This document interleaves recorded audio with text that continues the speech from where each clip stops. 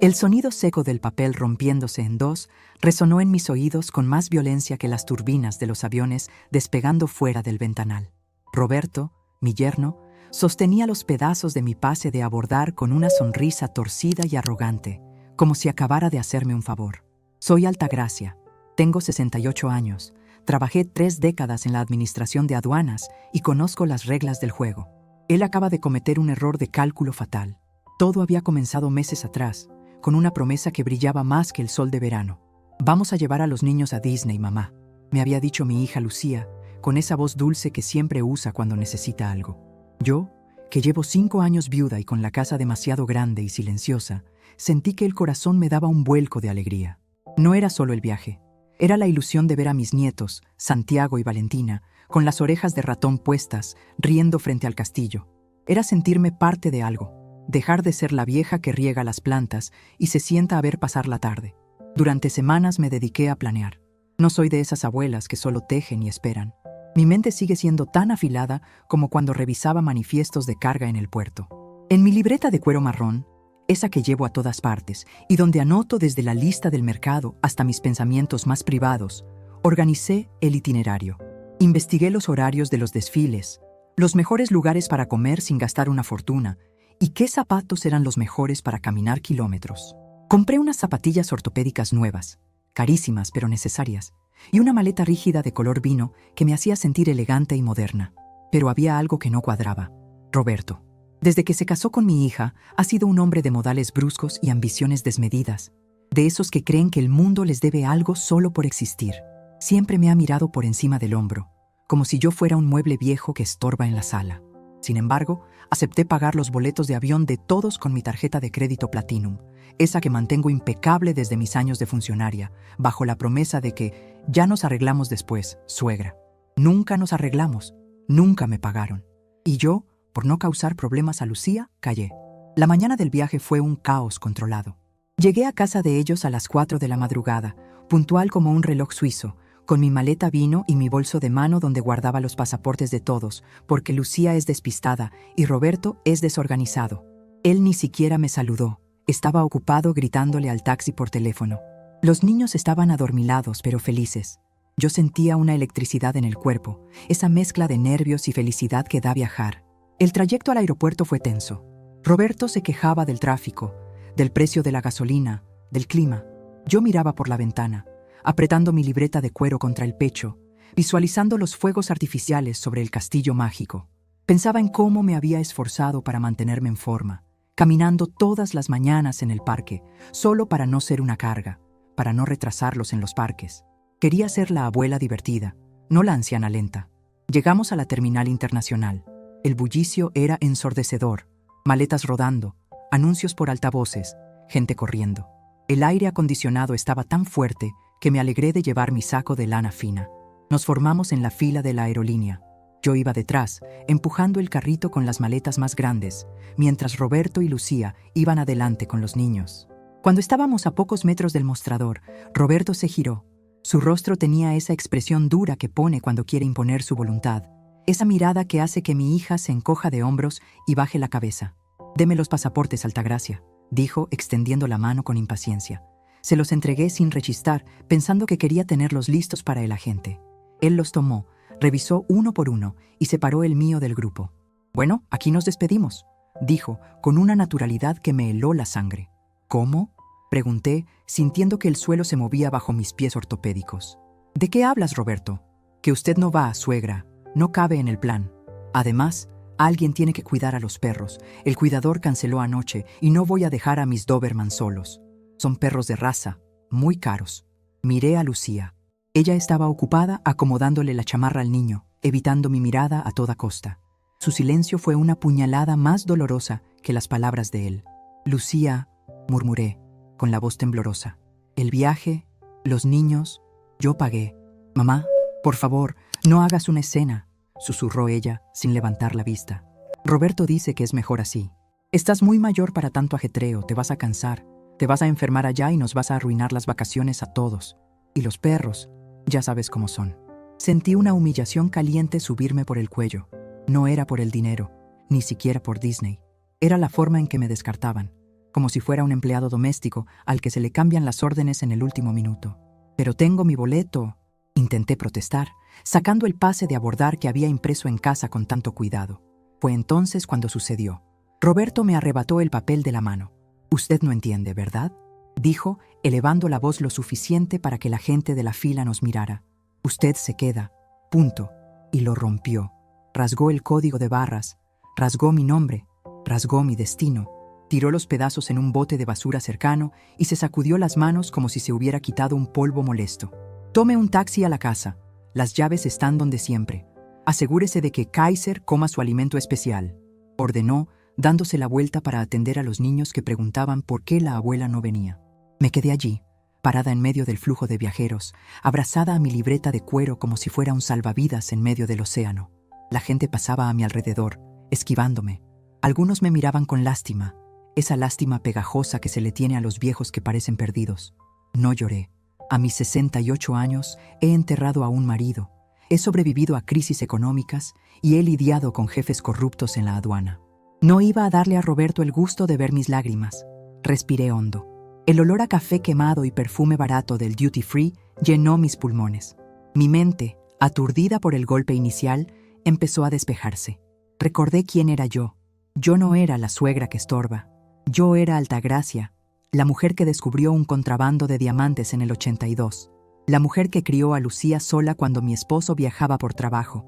La mujer que lleva las cuentas de la familia mejor que cualquier contador. Miré hacia la fila. Roberto y Lucía avanzaban hacia el mostrador, riendo ahora, aliviados de haberse quitado el peso de encima. Creían que yo ya estaba caminando hacia la salida, buscando un taxi, derrotada y obediente. Abrí mi libreta. Allí, en la primera página, tenía anotados todos los números de confirmación. Y algo más importante, los datos de la tarjeta de crédito. Mi tarjeta, la titular. Roberto tenía una adicional que yo le había sacado hace años para emergencias, pero la compra de este viaje, esa compra grande, la de los 5 pasajes, el hotel de lujo dentro del parque y el plan de comidas, todo había sido cargado a mi cuenta principal para aprovechar los puntos y el seguro de viajero. Una calma fría, casi metálica, se instaló en mi pecho. No era odio. El odio es caliente y desordenado. Esto era justicia administrativa. Era un balance de cuentas. Me alicé el saco, levanté la barbilla y, en lugar de caminar hacia la salida, caminé hacia el mostrador de atención al cliente, situado unos metros antes de la zona de check-in. «Buenos días», le dije a la señorita del mostrador, una joven con el cabello recogido en un moño tirante. «Soy Altagracia Méndez. Necesito hacer una gestión urgente sobre una reserva familiar». La chica me miró, quizás esperando una queja típica de señora mayor sobre el asiento o la comida. «Dígame, señora Méndez». «Hubo un cambio de planes imprevisto», dije con voz firme, clara, sin un atisbo de duda. «Necesito cancelar la totalidad de la reserva bajo mi nombre y mi tarjeta de crédito». La chica tecleó en su computadora. «Veo la reserva aquí. Son 5 pasajeros. ¿Desea cancelar solo el suyo?». Miré hacia la fila de check-in. Roberto estaba a 2 personas de ser atendido. Le hacía cosquillas a mi nieto, ignorando completamente que a 20 metros de distancia su destino estaba siendo reescrito. Recordé sus palabras. «Usted no va». Recordé la mirada de Lucía. Recordé los perros. Esos malditos perros que comen mejor que mucha gente. «No, señorita», respondí, y sentí cómo cada palabra me devolvía un poco de la dignidad que me habían querido arrancar. «Cancélelos todos. Los 5 boletos. Y también el paquete de hotel y las reservas de los restaurantes. Todo. Solicito el reembolso a mi tarjeta o el crédito a mi favor para futuro uso, lo que aplique según la tarifa». La empleada me miró con los ojos muy abiertos, sorprendida por la contundencia de mi petición. «Señora, si hago esto ahora mismo, los boletos quedarán invalidados inmediatamente. Si sus familiares están intentando hacer el check-in». «Lo sé», la interrumpí suavemente, apoyando mis manos sobre el mostrador, manos que han trabajado toda la vida y que no tiemblan. «Proceda, por favor. Es una cuestión de seguridad financiera. No autorizo esos cargos». El sonido de las teclas al ser presionadas fue, esta vez, música para mis oídos. Mucho mejor que cualquier sinfonía de Disney. «Listo, señora Méndez. La reserva ha sido anulada. El sistema ya lo refleja». «Gracias, hija. Eres muy eficiente». Me giré lentamente. No me fui. No podía irme todavía. Necesitaba ver el momento. Me senté en una de las bancas de metal. Crucé las piernas y saqué mi libreta para tachar, con una línea firme y negra, el itinerario que con tanto amor había preparado. A lo lejos, vi cómo el agente de la aerolínea llamaba a Roberto. Vi cómo él entregaba los pasaportes con esa sonrisa de triunfador. Vi cómo la sonrisa se desvanecía cuando el agente frunció el ceño y empezó a teclear frenéticamente. Roberto se inclinó sobre el mostrador, gesticulando. Lucía se acercó, preocupada. El agente negaba con la cabeza. Roberto golpeó el mostrador con la palma de la mano. Desde mi posición era como ver una película muda, pero yo conocía el guión de memoria. Estaban descubriendo que, en el mundo real, no se puede humillar a quien sostiene la billetera. Me acomodé mejor en la banca, sintiendo que, por primera vez en años, yo tenía el control absoluto. Roberto se giró, rojo de ira, buscando a alguien con la mirada. Sus ojos barrieron la terminal hasta que me encontraron. Yo no aparté la vista. Le sostuve la mirada con la misma frialdad con la que él rompió mi boleto. Levanté ligeramente la mano, no para saludar, sino en un gesto sutil, casi imperceptible, como quien despide a un empleado incompetente. El espectáculo apenas comenzaba. Ver venir a Roberto a través de la terminal fue como observar una tormenta tropical formándose en el horizonte del mar caribeño, oscura, ruidosa y cargada de destrucción inminente. Sus pasos resonaban pesados contra el piso pulido del aeropuerto, y su rostro había pasado de la palidez del shock a un tono rojo violáceo que, en mis tiempos de aduanera, solía indicar a alguien a quien acababan de atrapar con mercancía ilegal. Me quedé inmóvil en la banca de metal, con la espalda recta y las manos entrelazadas sobre mi libreta de cuero. No era parálisis por miedo, era la quietud del francotirador que ya ha disparado la bala y solo espera el impacto. A mi alrededor, el flujo de viajeros continuaba ajeno a nuestro drama. Familias arrastrando maletas, azafatas caminando con prisa, el zumbido constante de los anuncios de abordaje. Pero en mi pequeño radio de acción, el aire se volvió denso. ¿Qué diablos hiciste, Altagracia?, bramó Roberto al llegar frente a mí, ignorando por completo el decoro público. Su voz retumbó tanto que una señora que tejía a mi lado dio un salto y recogió su estambre asustada. Lucía venía corriendo detrás de él, con los niños lloriqueando y tropezando. Ella tenía esa expresión de pánico que siempre me partía el alma, esa mirada de ciervo encandilado que desarrolló desde que se casó con este patán. Hice lo que cualquier administradora competente haría ante un cambio de variables. Respondí con una calma que contrastaba brutalmente con su histeria. Mi voz salió firme, sin temblores. Cancelé una inversión que ya no iba a producir rendimientos. «¡Estás loca! ¡Senil!», gritó él, agitando los brazos como un espantapájaros en medio de un huracán. «El agente dice que cancelaste todo. Mis boletos, el hotel, todo. Tengo a mis hijos llorando por tu culpa». Lo miré a los ojos. Eran ojos pequeños, inyectados de furia y codicia frustrada. «No, Roberto. Tus hijos lloran porque su padre es un hombre que no sabe controlar su temperamento ni sus finanzas», dije, levantándome despacio. Me dolían un poco las rodillas, pero el fuego que sentía en el estómago me mantenía erguida. Y sobre los boletos, te recuerdo que eran mis boletos, comprados con mi dinero, bajo mi nombre. Tú solo eras un invitado que se comportó mal en la fiesta. Él dio un paso hacia mí, amenazante, cerrando los puños. Fue un error de novato. En un aeropuerto internacional, después del 2001, levantar la voz y actuar con agresividad es la forma más rápida de neutralizarse a uno mismo. «Vas a ir ahora mismo a arreglar esto», escupió, intentando agarrarme del brazo. «Vas a pagar una penalización y vas a comprarlos de nuevo». Me aparté con un movimiento seco antes de que pudiera tocarme la manga de mi saco. «No me toques», advertí, bajando el tono a un susurro peligroso. «Y no voy a arreglar nada. El viaje se acabó». Antes de que pudiera responder, 2 oficiales de seguridad, alertados por los gritos y su lenguaje corporal agresivo, se materializaron a nuestros costados. Eran jóvenes, corpulentos, y no parecían tener paciencia para berrinches de hombres adultos. «¿Todo bien por aquí, señora?», preguntó el más alto, poniéndose estratégicamente entre Roberto y yo. Miré al oficial y luego a Roberto. Podría haberlo salvado. Podría haber dicho que era una disputa familiar. Estábamos nerviosos por el vuelo.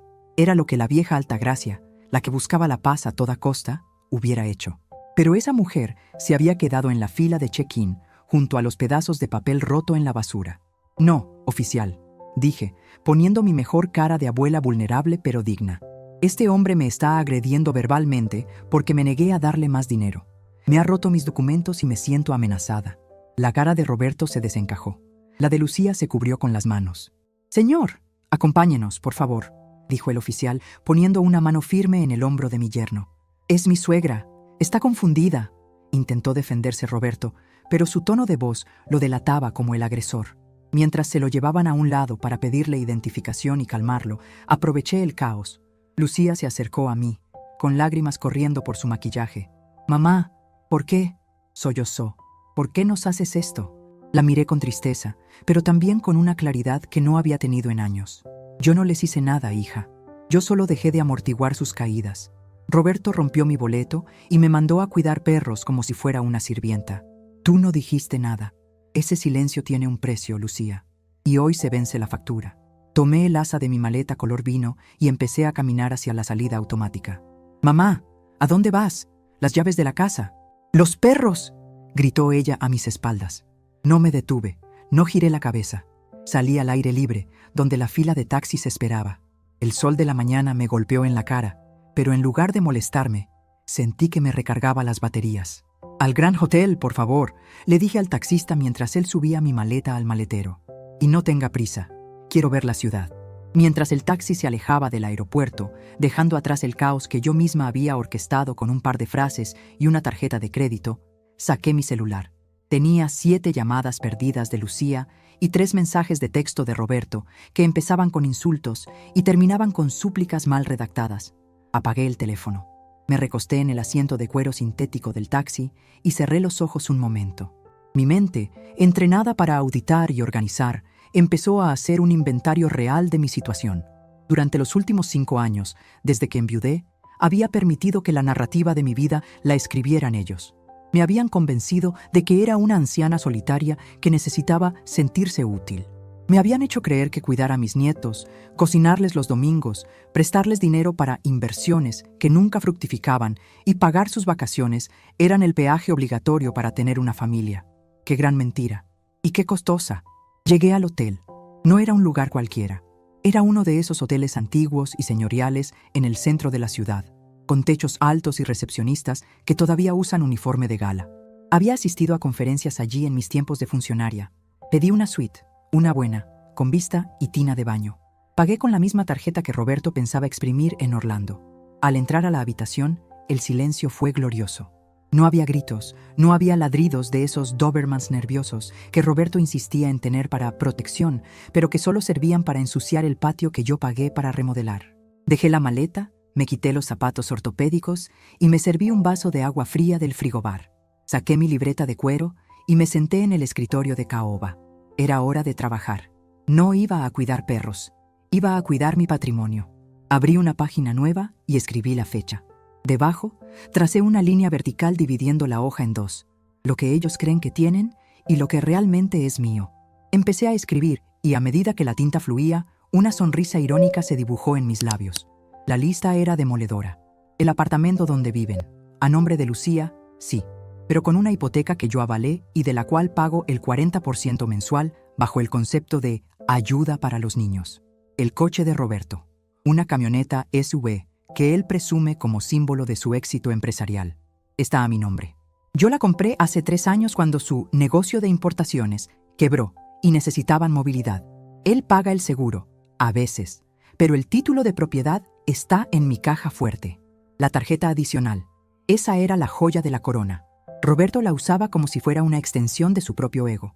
Gasolina, cenas con clientes, ropa de marca. Yo revisaba los estados de cuenta y callaba, pensando, bueno, al menos mi hija no pasa necesidades. Me había convertido en una cómplice silenciosa de mi propia explotación.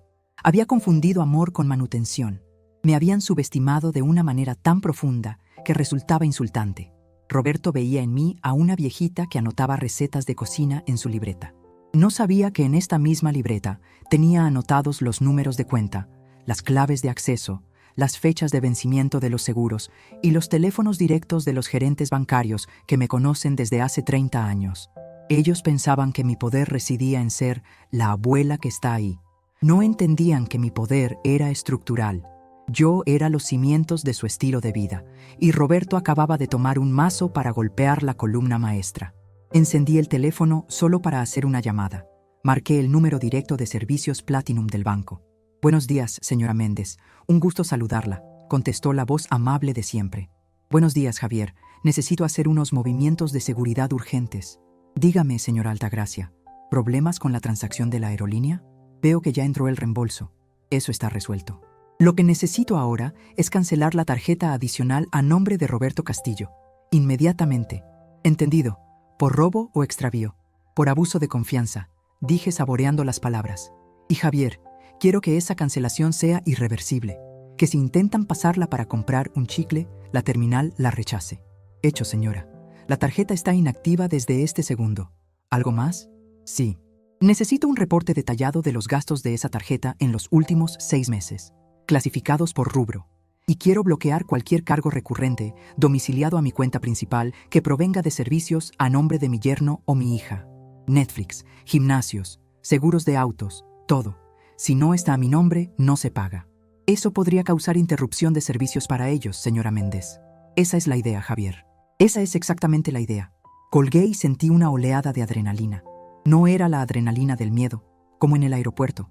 Era la adrenalina del control. Me levanté y fui hacia el espejo de cuerpo entero. Vi a una mujer de pelo gris, con arrugas alrededor de los ojos y un cuerpo que ya no era el de antes. Pero en mis ojos había un brillo que no veía desde el día que decomisé aquel cargamento de contrabando en el 82. Roberto me había mandado a casa a cuidar a los perros. Kaiser tiene que comer su alimento especial, había dicho. La ironía era deliciosa. Él estaba preocupado por la comida del perro, sin saber que él mismo acababa de morder la mano que le daba de comer a él. Me acerqué a la ventana de la suite. Abajo, la ciudad se movía con su ritmo frenético. Me pregunté dónde estarían ahora. Probablemente varados en el aeropuerto, con 5 maletas enormes, 2 niños cansados y un ego herido. Roberto estaría intentando alquilar un coche o pagar un taxi. Y en ese preciso momento, al deslizar la tarjeta brillante que tanto le gustaba presumir, la máquina arrojaría ese mensaje rojo y vergonzoso.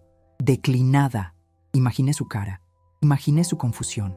Primero pensaría que es un error del sistema. Luego probaría otra vez. Y luego, el frío de la realidad empezaría a subirle por la espalda. Tendrían que usar sus propias tarjetas, esas que seguramente están al límite o sobregiradas. Pero esto era solo el comienzo. Mi plan no era solo dejarlos sin vacaciones. Eso era una rabieta. Lo que yo estaba gestando en esta habitación de hotel, con mi libreta y mi teléfono, era una reeducación completa. Volví al escritorio. Tenía que pensar en la casa. No en la mía, que estaba segura y cerrada, sino en la de ellos. O mejor dicho, en mi inversión inmobiliaria, habitada por parásitos.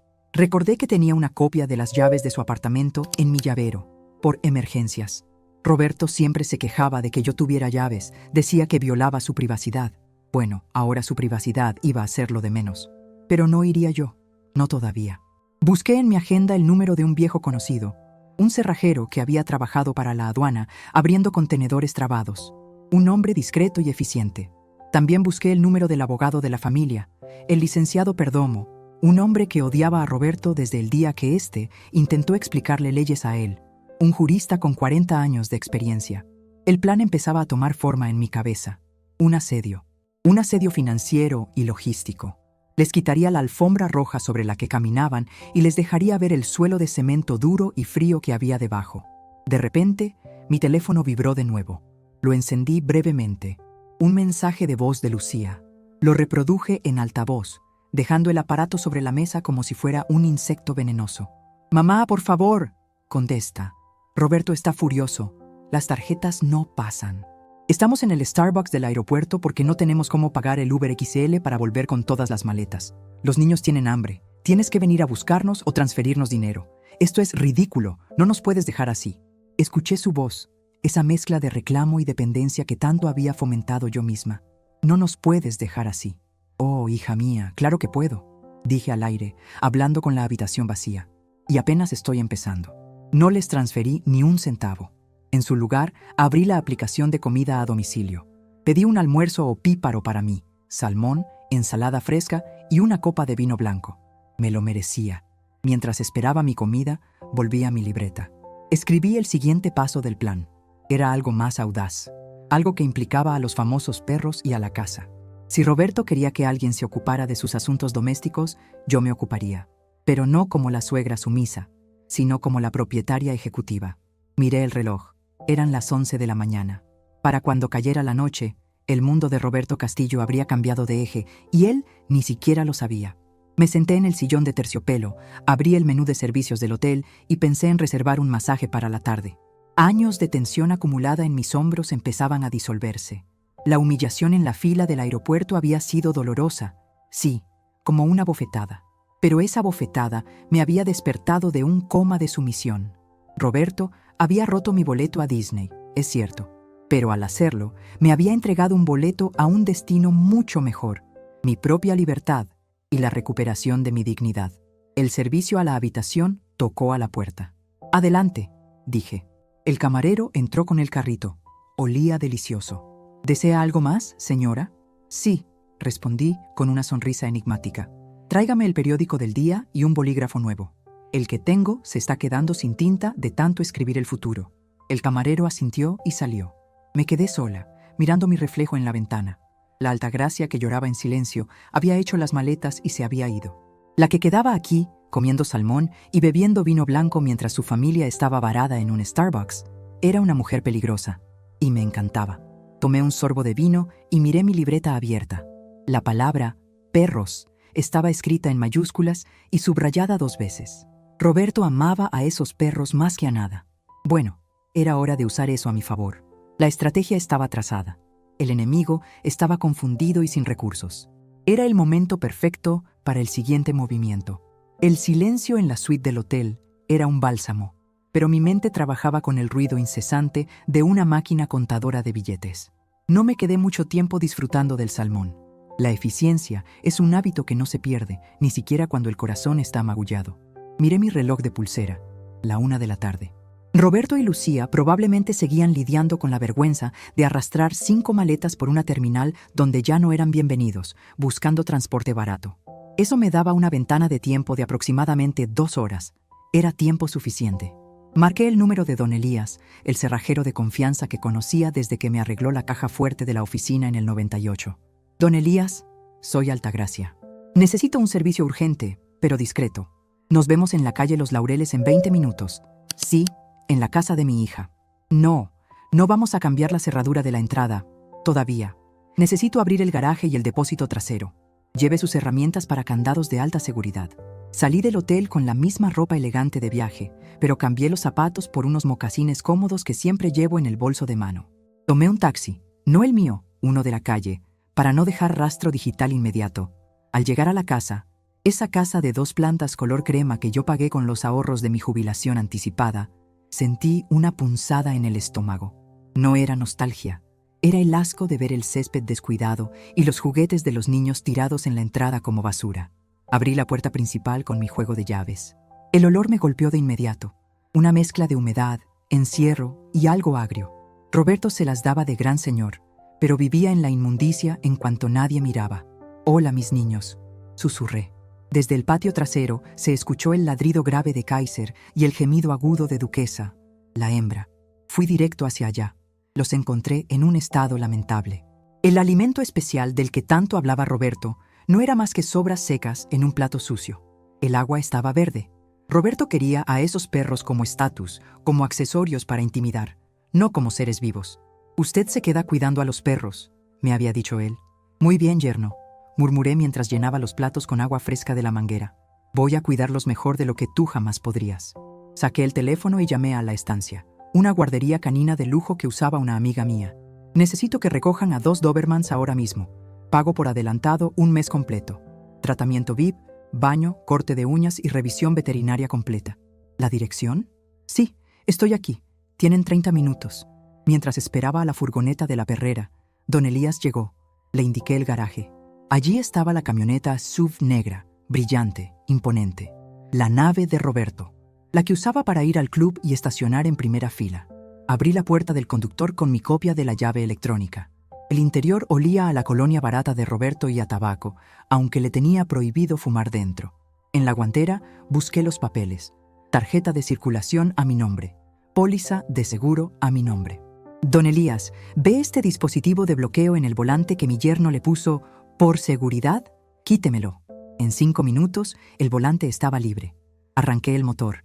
El rugido de la camioneta sonó como un animal liberado.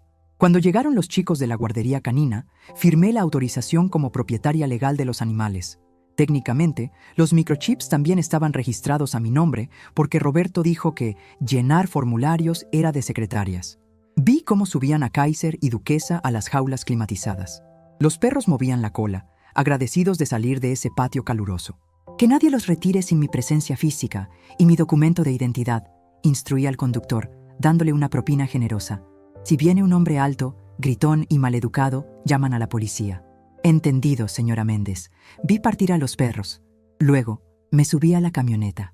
Ajusté el espejo retrovisor, borré las memorias de las estaciones de radio de Roberto, puro reggaetón y programas de deportes vulgares, y sintonicé música clásica. Salí del garaje y dejé el portón abierto de par en par, que vieran el vacío, que sintieran la ausencia. Conduje la camioneta hasta un estacionamiento privado de larga estancia en el centro, lejos, muy lejos de allí. Pagué un mes por adelantado, guardé el ticket en mi libreta de cuero y me volví al hotel en otro taxi. Todo esto lo hice sin una sola lágrima, con la precisión de quien revisa contenedores en el puerto. Estaba ejecutando una auditoría vital, y el resultado era déficit total para Roberto. De vuelta en la habitación 502, me serví una taza de té. Eran las 4 de la tarde. Mi celular, que había vuelto a encender, empezó a vibrar como si tuviera convulsiones. Mensajes de Lucía. Mamá, ya llegamos. Fue horrible. Tuvimos que venir en autobús porque las tarjetas no pasaban ni para el Uber. Los niños están agotados. Mamá, ¿dónde estás? La casa está rara. ¡Mamá! ¡No está la camioneta! Roberto está llamando a la policía. Cree que nos robaron. Los perros tampoco están. Mamá, contesta. Roberto está rompiendo cosas. Sonreí, una sonrisa pequeña, de comisura, mientras leía los mensajes con la pantalla lejos de mi cara, como si fueran noticias de un país lejano. No contesté. El silencio es una herramienta pedagógica poderosa. Si contestaba ahora, les daba un blanco al que disparar su ira. Si callaba, su ira rebotaba contra las paredes y se volvía miedo. Abrí mi libreta en la página de servicios. Primer ítem, Internet y TV por cable. El paquete premium con todos los canales de deportes que Roberto exigía para ver el fútbol los domingos mientras yo cocinaba. Llamé al proveedor. Buenas tardes. Soy la titular de la cuenta 89 de 40B. Sí, Altagracia Méndez. Deseo suspender el servicio temporalmente por viaje. Sí, corte inmediato de la señal. No deje ni el wifi básico. Nada. Gracias. Segundo ítem, la electricidad. Esa era más delicada. No quería dejar a mis nietos a oscuras, no soy un monstruo.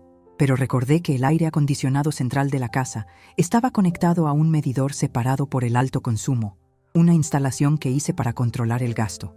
Llamé a la compañía eléctrica. Solicito la baja del servicio del medidor secundario. Sí, el de climatización. El principal déjelo activo para las luces y la nevera. Pero el aire acondicionado, córtelo hoy mismo. Imaginé la escena. Roberto, sudado, furioso, queriendo ver las noticias o llamar a alguien para quejarse del robo de la camioneta, dándose cuenta de que no hay wifi, intentando encender el aire acondicionado para calmarse y recibiendo solo aire caliente. Pasaron 30 minutos. El teléfono sonó. No era un mensaje, era una llamada. Dejé que sonara 3 veces antes de contestar. Puse el altavoz y seguí bebiendo mi té. Bueno, ¿dónde carajos estás? La voz de Roberto sonaba distorsionada, al borde de la histeria. Se escuchaba jadeante, como si hubiera estado corriendo. Nos robaron, Altagracia. Se llevaron la camioneta y los perros. La policía viene en camino. Tienes que venir con los papeles del seguro ya. Hice una pausa teatral. Escuché el sonido de fondo. Los niños lloraban. Lucía intentaba calmarlos. No había sonido de televisión. Buenas tardes, Roberto, dije con voz calmada, modulada, la misma que usaba para negar permisos de importación. Nadie robó nada. Hubo un silencio estupefacto al otro lado. ¿Qué? ¿De qué hablas? El garaje está vacío. La camioneta está bajo resguardo de su propietaria, expliqué, enfatizando la última palabra. O sea, yo. Decidí que, como no voy a viajar, necesitaré mi vehículo para moverme por la ciudad. Esa es mi camioneta. Yo la conduzco. Tengo mis palos de golf adentro. Es tu medio de transporte, Roberto, pero es mi activo fijo. Y sobre los palos de golf, puedes pasar a recogerlos a la recepción del hotel donde me hospedo. Los dejé ahí hace un rato. No quería que ensuciaran mi tapicería. Escuché un golpe seco, como si hubiera pateado una mesa. ¿Y los perros? Kaiser vale $3,000. Si algo le pasa, Dijiste claramente en el aeropuerto. Usted se queda cuidando los perros. Eso estoy haciendo. He gestionado su cuidado con profesionales. Están en un lugar donde comen a sus horas y tienen agua limpia, algo que no tenían esta mañana cuando fui a buscarlos. «Estuviste aquí», gritó, dándose cuenta de la intrusión. «Entraste a mi casa». «A mi casa, Roberto. La escritura está en mi caja fuerte. ¿Recuerdas? Tú solo tienes el usufructo precario, permitido por mi generosidad. Una generosidad que, debo informarte, ha entrado en fase de revisión exhaustiva. ¿Qué te pasa, vieja loca?» Su voz bajó de tono, volviéndose más venenosa. ¿Crees que puedes hacernos esto porque te cancelamos un viajecito? ¿Sabes lo que voy a hacer?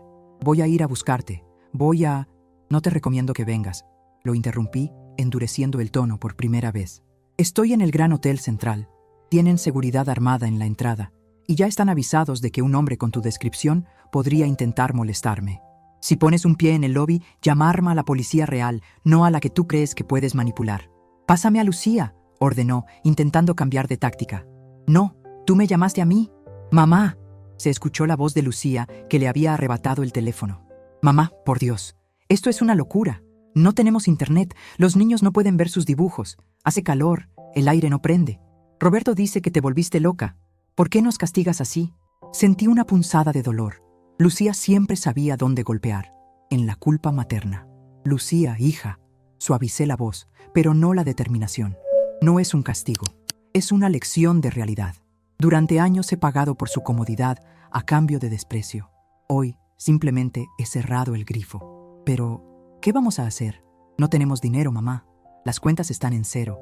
Roberto no puede trabajar sin la camioneta e internet. Entonces sugiero que Roberto busque un empleo presencial o que use el transporte público, como hacen millones de personas honestas todos los días».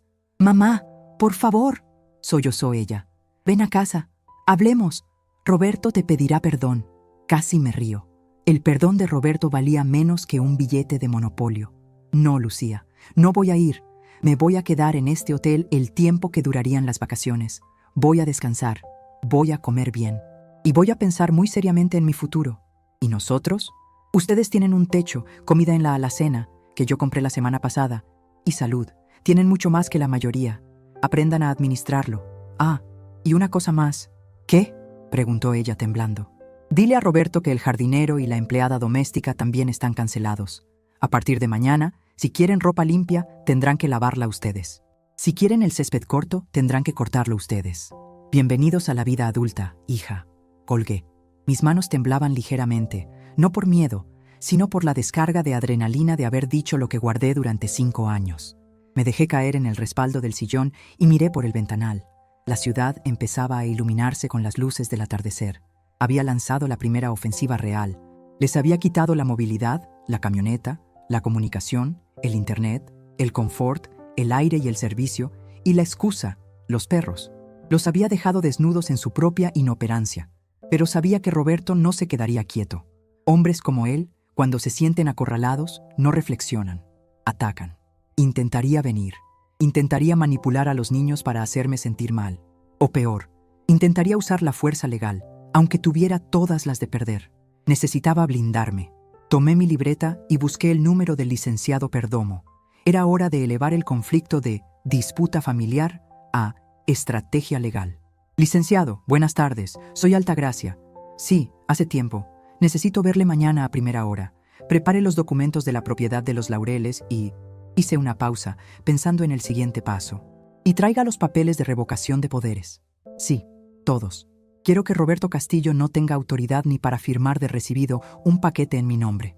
Colgué y me sentí, por primera vez en el día, verdaderamente poderosa. No era el poder del dinero, aunque ayudaba. Era el poder de saber quién era yo. Ya no era la suegra, era la dueña. Me levanté y fui al baño. Llené la tina con agua caliente y sales de baño que olían a lavanda. Me desnudé, mirando las cicatrices de mi cuerpo, marcas de una vida larga y trabajada. Me metí en el agua, sintiendo cómo el calor penetraba en mis huesos cansados. Cerré los ojos. Podía imaginar el caos en la casa de los Laureles. El calor subiendo, los niños quejándose, Roberto gritando al módem de internet como si el aparato tuviera la culpa de su insolvencia.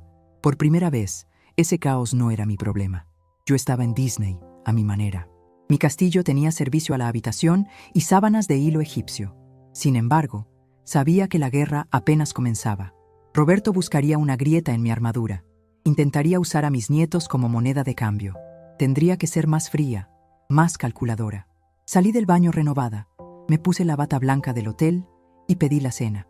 Mientras comía, tracé en mi libreta el esquema para el día siguiente. Capítulo 1. El banco. Capítulo 2. El abogado. Capítulo 3. La escuela de los niños. Sí, yo pagaba la colegiatura directamente. Tenía que asegurarme de que la escuela supiera que solo yo estaba autorizada para hacer cambios administrativos. De repente, un pensamiento cruzó mi mente. Roberto tenía un socio de negocios, un tal Guzmán, un tipo turbio que siempre me había dado mala espina. Si Roberto se veía desesperado por dinero, acudiría a él. Y si acudía a él, podría poner en riesgo la casa. Mi bolígrafo se detuvo en el aire. Tenía que anticiparme. La casa estaba a nombre de Lucía. Aunque yo pagara la hipoteca, si Roberto la convencía de firmar algo, me levanté de golpe. Había dejado un flanco descubierto. La propiedad legal de la casa era mi talón de Aquiles. Lucía era débil y Roberto manipulador. Mañana no solo vería al abogado. Mañana tendría que ejecutar una maniobra que haría que quitarles el aire acondicionado pareciera un juego de niños. Mañana tendría que poner a mi propia hija contra la espada y la pared para salvarla de sí misma. Miré la ciudad nocturna, brillando como una joya indiferente.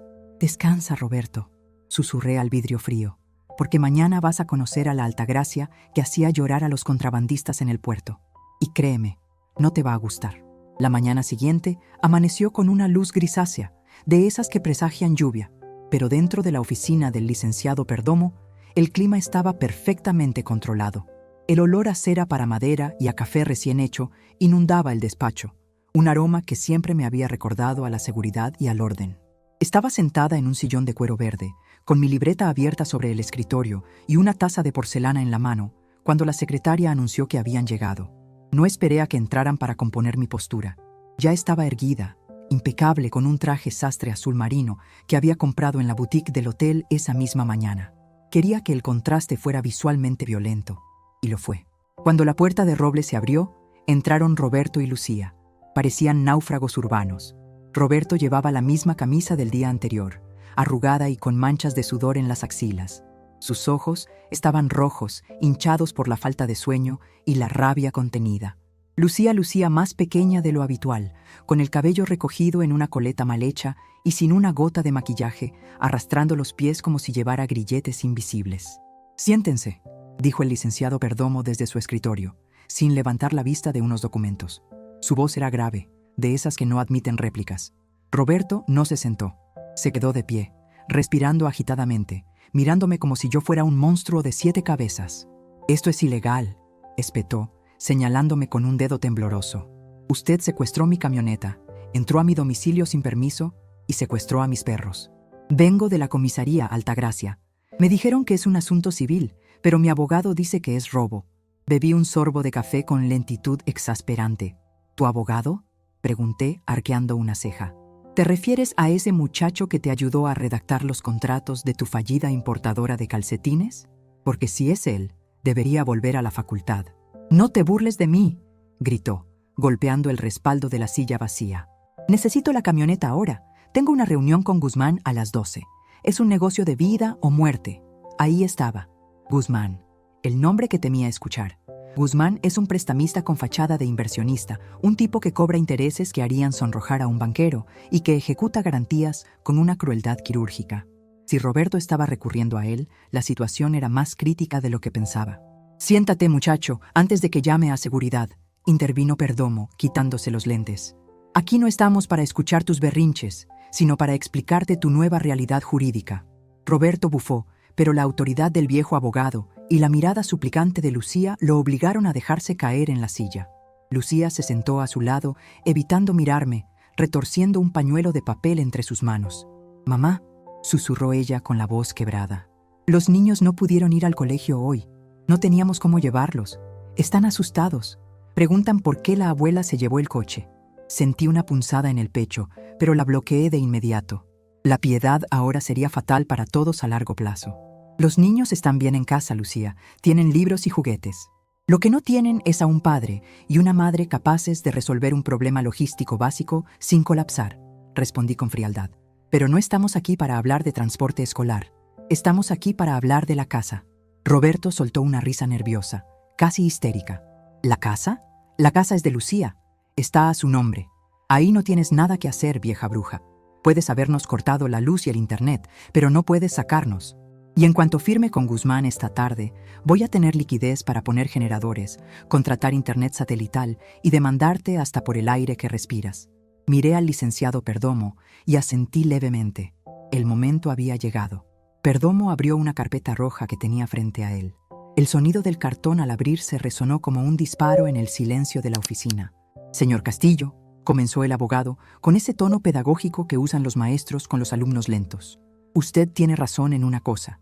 La escritura pública de la propiedad ubicada en Los Laureles, número 45, figura a nombre de la señora Lucía Méndez». Roberto sonrió, triunfante, y pasó un brazo por los hombros de mi hija. «¿Viste? Te lo dije. Es nuestra». Sin embargo, continuó Perdomo, elevando el volumen de su voz solo un decibelio, usted parece haber olvidado, o quizás nunca se enteró, de la naturaleza de la transacción original. Roberto frunció el ceño. La sonrisa se le congeló. ¿De qué habla? Hace 6 años, cuando se adquirió el inmueble, expliqué yo, tomando la palabra y abriendo mi libreta en la página marcada con un clip dorado. Lucía no tenía historial crediticio ni ingresos comprobables para una hipoteca de ese calibre. El banco rechazó la solicitud 3 veces. «Sí, y tú nos ayudaste con el enganche. Gracias, ya lo sabemos», interrumpió Roberto con desdén. «Fue un regalo de bodas». «No, Roberto. Un regalo es una vajilla o un juego de sábanas. $200,000 no son un regalo. Son una inversión». Perdomo deslizó un documento hacia ellos. Era una copia certificada, con sellos notariales antiguos que daban fe de su validez indiscutible. «Este es un contrato de mutuo con garantía hipotecaria en primer grado», dijo el abogado, firmado por Lucía Méndez el día de la compra. En términos simples, Altagracia no les regaló el dinero. Altagracia se convirtió en el banco. Ella prestó el capital total para la compra, y la casa garantiza ese préstamo. Roberto agarró el papel, sus ojos moviéndose frenéticamente por las líneas de texto legal. «Lucía, ¿qué es esto?», le gritó a mi hija, sacudiendo el documento frente a su cara. Lucía sollozó, encogiéndose en su silla. «No lo sé. Mamá me dijo que firmara unos papeles para proteger la casa. Yo solo firmé. Confiaba en ella». «Exacto», dije firmemente. «Confiaste en mí y hiciste bien. Porque si no hubieras firmado eso, Roberto ya habría hipotecado la casa hace 2 años para meterse en aquel esquema piramidal de criptomonedas. ¿Recuerdas?». Roberto se puso pálido. Recordaba perfectamente. Esto no tiene validez. Nunca me cobraste nada. Cláusula 4, leyó Perdomo. El acreedor, Altagracia, se reserva el derecho de condonar los intereses y el capital mensualmente, siempre y cuando se mantengan las condiciones de armonía familiar y cuidado del inmueble.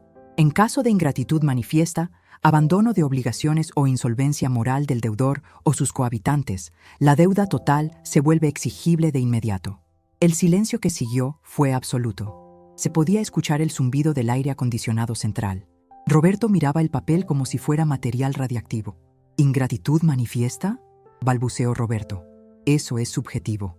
Romper mi boleto de avión en la cara de todos, gritarme en público, intentar abandonarme en un aeropuerto y llamarme vieja senil, entra perfectamente en la definición legal de injuria grave e ingratitud, señor Castillo», respondió Perdomo con una sonrisa afilada. «Tenemos testigos y grabaciones de seguridad del aeropuerto». Me incliné hacia adelante, apoyando los codos sobre el escritorio. «Así que, Roberto, aquí están los números. Me deben el capital original más los intereses acumulados de 6 años. El total asciende a...». Consulté mi libreta. $340,000, pagaderos a la vista. «No tenemos ese dinero», gritó él desesperado. «Lo sé. Por eso, según la cláusula 6, tengo derecho a la adjudicación inmediata del inmueble». Roberto se levantó de golpe, tirando la silla hacia atrás. «No puedes hacer esto. Es la casa de mis hijos.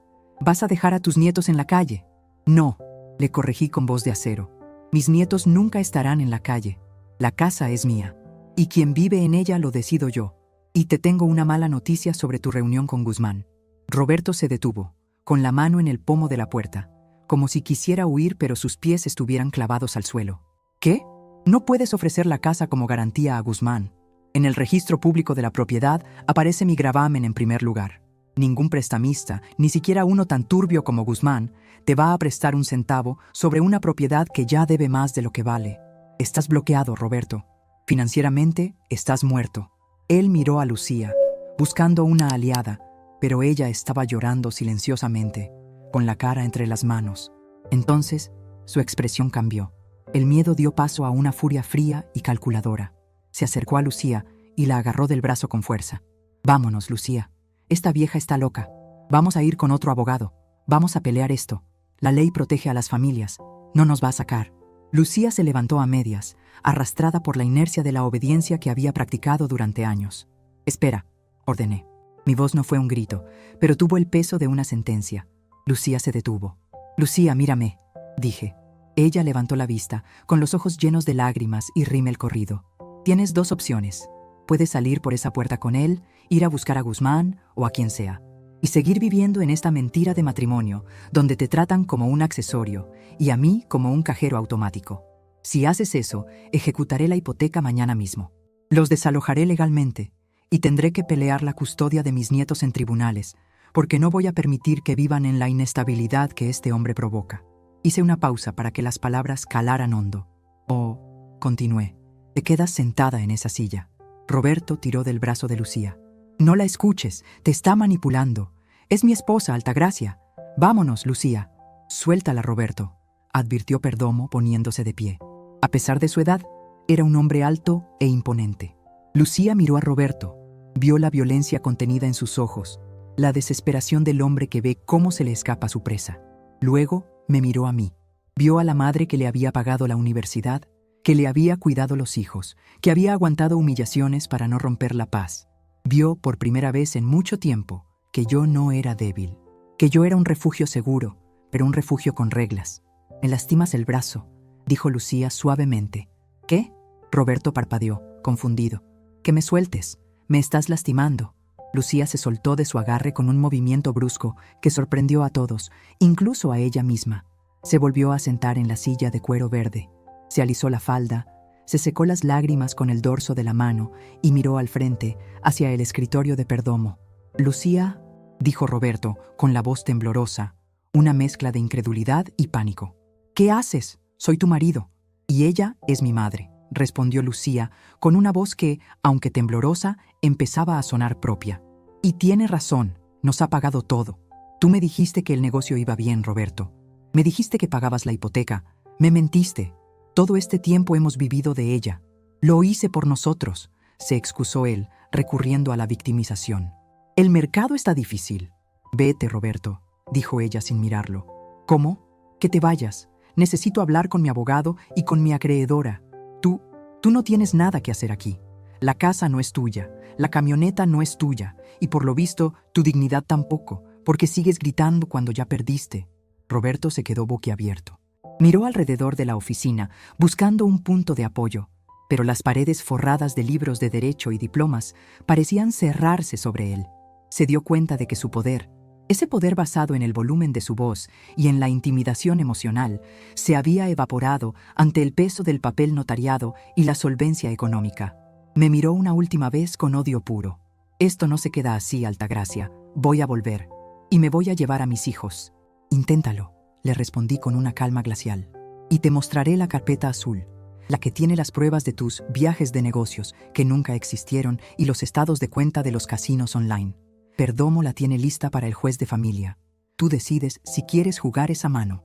El color abandonó el rostro de Roberto por completo. Sabía de qué hablaba. Sabía que yo lo sabía. Dio media vuelta y salió de la oficina dando un portazo que hizo vibrar los cristales de la estantería. El silencio volvió a la habitación, pero esta vez era un silencio diferente. Pesado, triste, pero limpio, como el aire después de una tormenta eléctrica. Lucía rompió a llorar, esta vez con un llanto profundo, de desahogo, de quien se quita una armadura oxidada que le pesaba demasiado. Me levanté, rodeé el escritorio y la abracé. Sentí sus hombros sacudirse bajo mis brazos. Olía a mi hija, a la niña que yo había criado, no a la mujer amargada en la que se estaba convirtiendo. Perdóname, mamá, perdóname, repetía una y otra vez. Le acaricié el pelo, como cuando era pequeña y se raspaba las rodillas.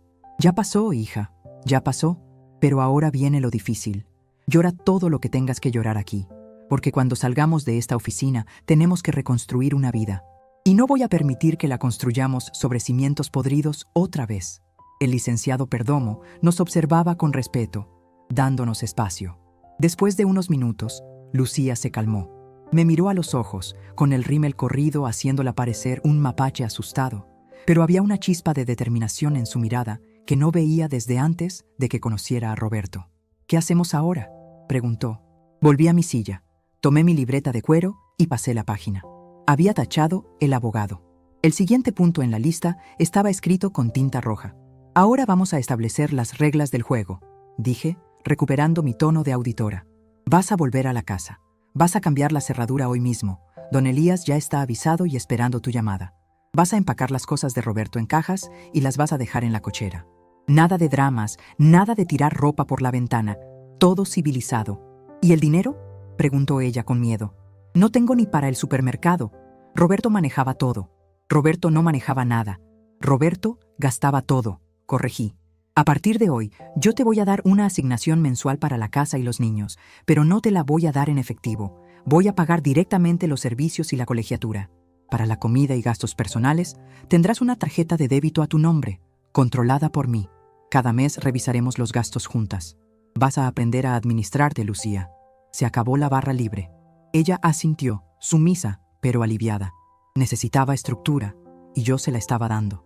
Y hay una condición más, agregué, cerrando la libreta con un golpe suave. ¿Cuál? Vas a buscar trabajo, de lo que sea. No me importa si es de medio tiempo, si es vendiendo pasteles o en una oficina. Necesitas generar tu propio dinero.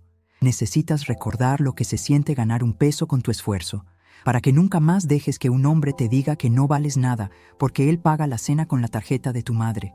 Lucía bajó la cabeza, avergonzada, pero asintió nuevamente. Lo haré, mamá, te lo prometo. Bien, ahora ve, los niños te necesitan. Y Lucía la detuve cuando se levantaba. Llévate un taxi, yo lo pago, pero es el último taxi que te pago si no es para una emergencia médica o una entrevista de trabajo. Ella salió de la oficina. La vi irse, más erguida que cuando entró. Me quedé a solas con Perdomo. El viejo abogado sonrió y cerró la carpeta roja. Ha sido brutal, Altagracia. Efectivo, pero brutal. La gangrena no se cura con curitas, Manuel. Hay que cortar, respondí, terminando mi café que ya estaba frío. ¿Y qué vas a hacer tú? ¿Vuelves al hotel? Sí, me quedan 3 días de vacaciones. Tengo un masaje programado a las 5 y quiero probar el restaurante italiano esta noche. Me levanté, recogí mi bolso y mi libreta. Me sentía agotada, como si hubiera corrido un maratón, pero mi espíritu estaba ligero. Había recuperado mi casa, había rescatado a mi hija, aunque ella todavía tuviera que recorrer su propio camino de sanación, y había neutralizado a Roberto. Salí del edificio de oficinas hacia la calle bulliciosa. El sol había logrado romper las nubes grises. Saqué mis gafas de sol y me las puse. Mientras esperaba que el portero me consiguiera un taxi, mi teléfono vibró. Era un mensaje de un número desconocido. Lo abrí. Esto es la guerra. No vas a ver a tus nietos nunca más. Voy a decirles que su abuela es una ladrona. Era Roberto, desde otro número. Sonreí con tristeza. Pobre diablo. Todavía creía que tenía municiones. No sabía que yo tenía el arma definitiva, el tiempo y la verdad. Los niños crecen, los niños ven, y los niños, eventualmente, entienden quién les da amor y quién solo los usa como escudos humanos. Guardé el teléfono sin contestar. El taxi llegó. «Al Grand Hotel, por favor», le dije al conductor. «Y ponga música alegre. Hoy es un buen día». Mientras el auto se alejaba, saqué mi bolígrafo y escribí una nota rápida en la última página de mi libreta. Una reflexión para mí misma, para no olvidar nunca este momento. El respeto no se pide, se impone cuando se deja de financiar la falta de respeto. Cerré los ojos y me permití, por primera vez en 2 días, relajar los hombros completamente. La batalla principal estaba ganada, pero la reconstrucción sería larga. Sin embargo, algo había cambiado fundamentalmente en el universo de mi familia. El centro de gravedad había vuelto a su lugar correcto, y ese lugar era yo. Han pasado 6 meses desde aquella mañana en el aeropuerto, y el silencio que reina ahora en la Casa de los Laureles tiene una calidad diferente. Ya no es el silencio tenso de las cosas que no se dicen para evitar una explosión, sino la tranquilidad laboriosa de un hogar que funciona. Estoy sentada en el sillón de la terraza, el mismo que antes ocupaba Roberto para beber cerveza y criticar al gobierno. Pero ahora hay macetas con geranios floreciendo a mi alrededor, y mi libreta de cuero descansa sobre mis rodillas, abierta en una página donde los números finalmente son verdes, no rojos. Es domingo. Antes, los domingos eran días de esclavitud disfrazada de convivencia familiar. Yo llegaba temprano con las bolsas del mercado, cocinaba para un regimiento mientras mi yerno veía fútbol, y me iba tarde, con dolor de espalda y la billetera vacía. Hoy, sin embargo, soy una invitada.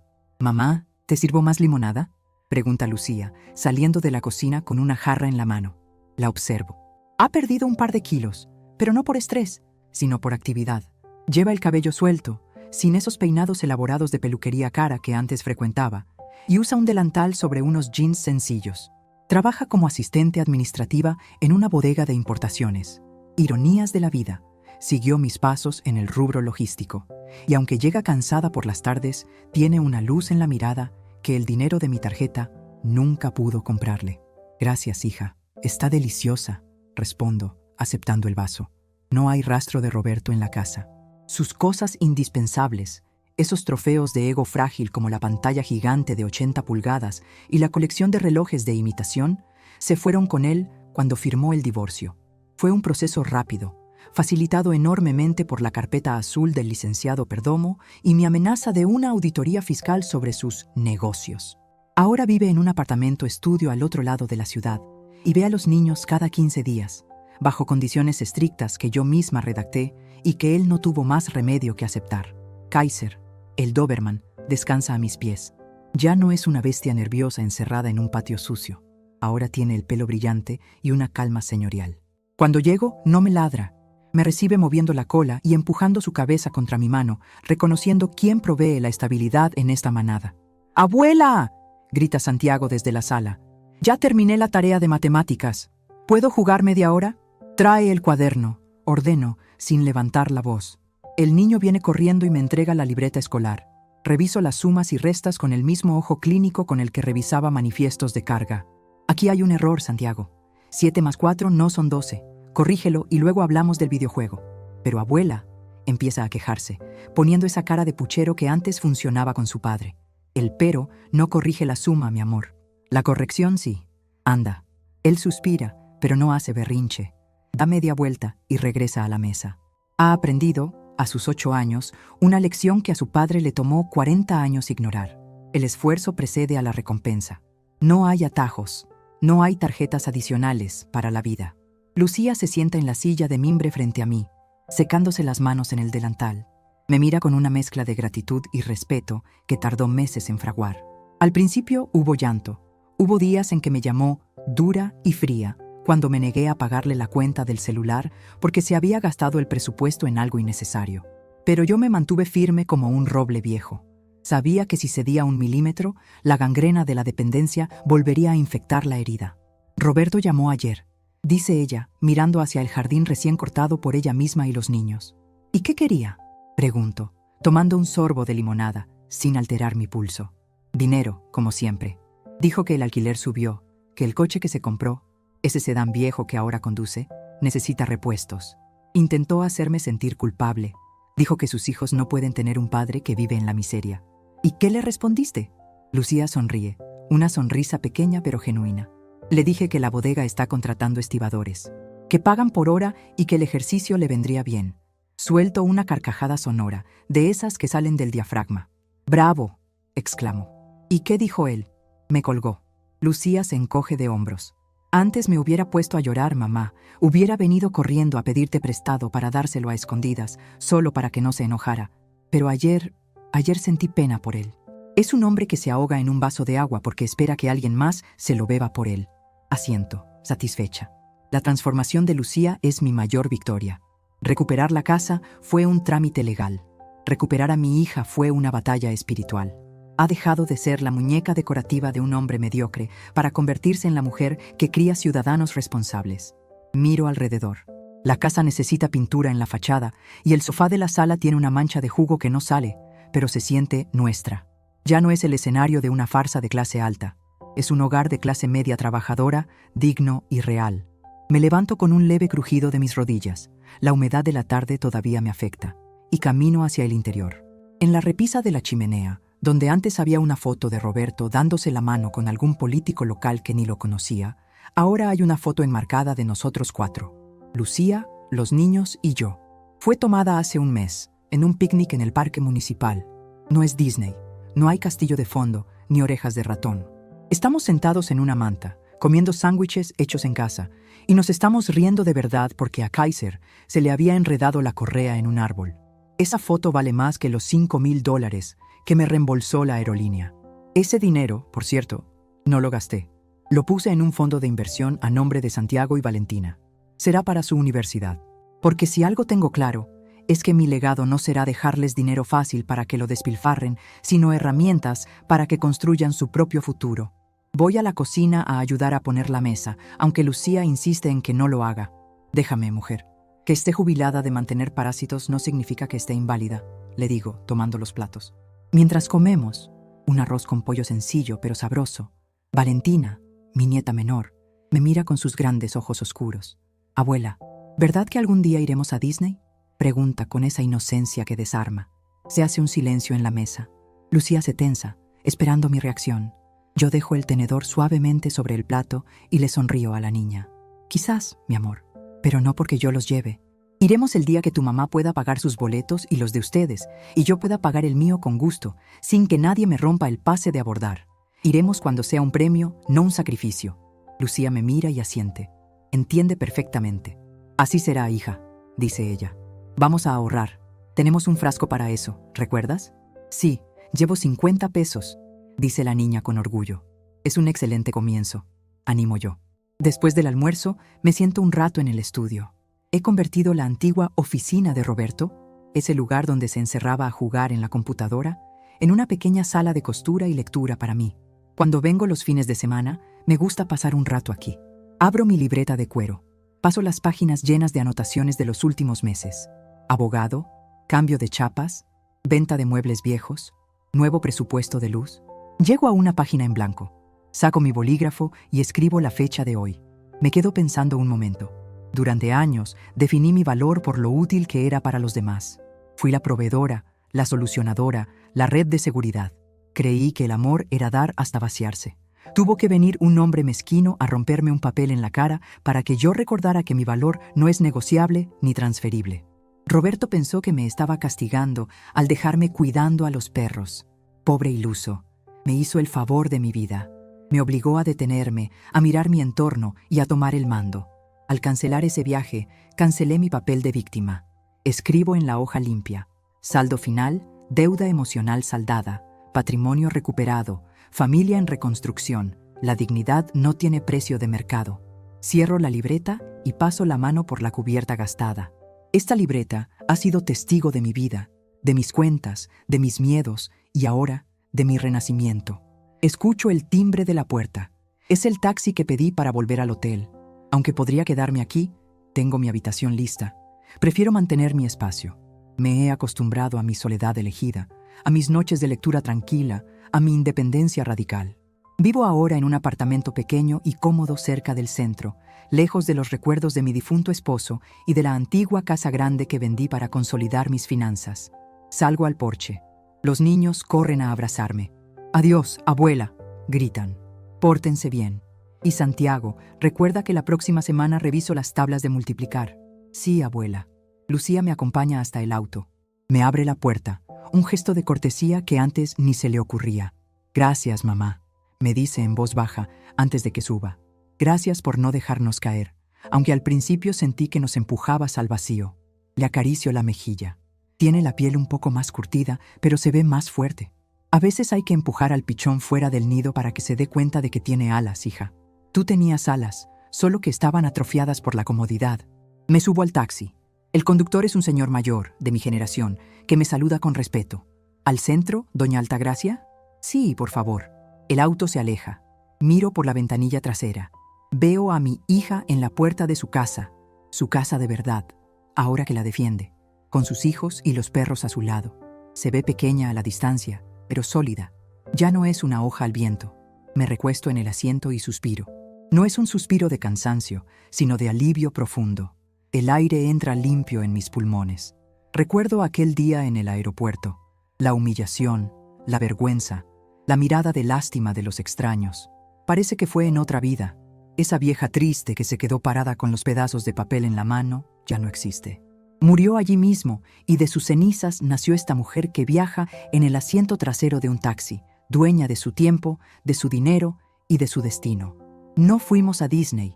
No vi el castillo de la Cenicienta ni los fuegos artificiales, pero construí mi propio reino, uno donde la reina no abdica ante bufones con delirios de grandeza. Saco mis gafas de sol y me las pongo, aunque el sol ya está bajando. Me siento elegante, poderosa y sobre todo tranquila. La vida, a los 68 años, no se acaba. A veces apenas empieza, justo cuando decides dejar de cargar las maletas de los demás. El taxista me mira por el retrovisor. Se la ve contenta, señora. ¿Ganó la lotería? Sonrío, y es una sonrisa llena de dientes, una sonrisa de tiburón que ha aprendido a navegar en aguas profundas. Algo mucho mejor, señor. Gané el respeto. Y créame, eso paga mejores dividendos que cualquier lotería.